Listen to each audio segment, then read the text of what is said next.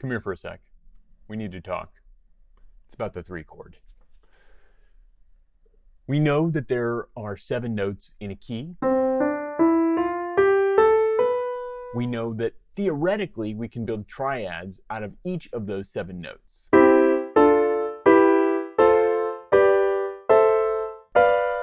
We also know that those triads have different meanings.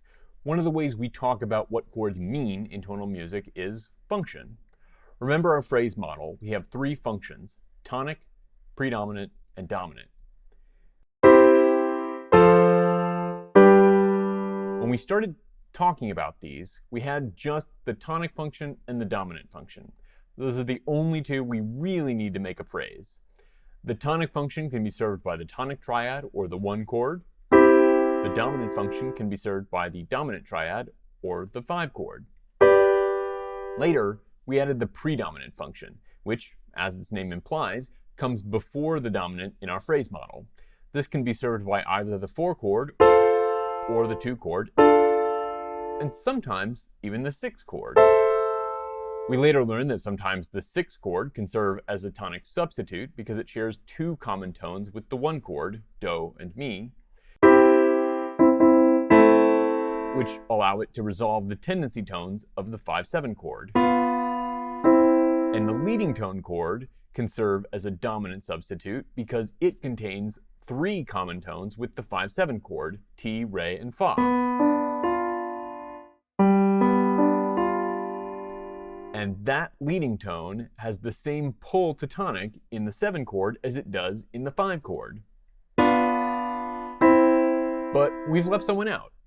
What is this poor, lonely 3 chord doing? Here's the thing. The answer is nothing.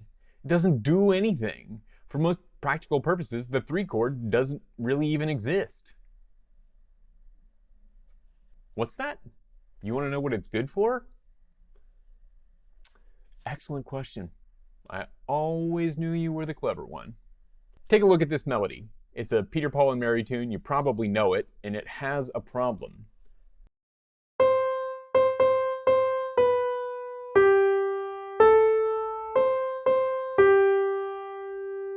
See this leading tone? The problem is that it goes down. If we harmonize it with 5 or 7, it would feel wrong to do anything other than go back up to tonic.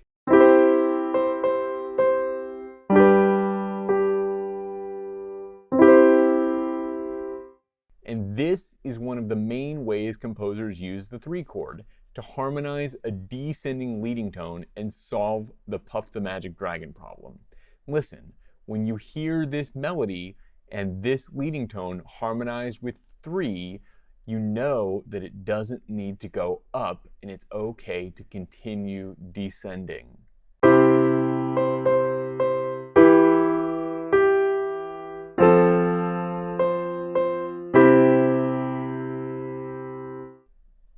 If you think you spot a 3 chord in another context, it's much more likely that what you've encountered is part of a sequence, which is a topic for another lesson.